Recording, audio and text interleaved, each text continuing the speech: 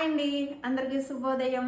అందరూ ఎలా ఉన్నారు? అందరూ బాగుండాలని మనస్ఫూర్తిగా భగవంతుడిని అయితే కోరుకుంటున్నాను. ఏంటి ఈరోజు డాడీ అయితే గుడ్ మార్నింగ్ చెప్పలేదు, అమ్మే చెప్తుంది అనుకుంటున్నారా? ఏం చేయమంటారు, మీ డాడీకి అలక వచ్చింది, అందుకనే అలక పాలు పెట్టుకారండి. రాత్రి నుంచి కోపం వచ్చిందిలేండి, భోజనం చేయలేదు రాత్రి. ఎవరి మీద అంటే నా మీదే కోపం వచ్చిందిలేండి. ఇంకా చెప్పకపోవటం ఏంటి, ఇంకా భార్యాభర్తలు అనగా అవన్నీ ఉంటాయి కదా.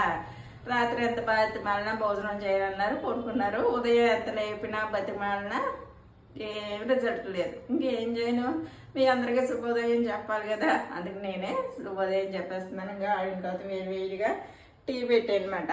బాబు అయితే కాలేజీకి వెళ్ళిపోయాడులేండి. బ్రేక్ఫాస్ట్ లంచ్ బాక్స్ అన్నీ రెడీ చేసి పంపేసాను. వాడైతే వెళ్ళిపోయాడు. మళ్ళీ ఈ మా సార్కి అయితే బతిమాలు ఇప్పుడు పెట్టాలి. రాత్రి నుంచి ఏం తినలేదు కదా, మరి ఎంత కోపం అంటే అంత కోపం. ఎంత ఇదిగా ఉంటారో రోజు అంత కోపం చూపిస్తారండి నా మీద. అన్నీ ఉంటాయండి ఫ్యామిలీ అన్నాక, తప్పవు కదా. మరి వాళ్ళు అలిగినా మనం అలిగినా మనకు మాత్రం పనులు తప్పవు. మనం అలిగి చక్కగా పడుకుంటే పనులన్నీ ఆగిపోతాయి.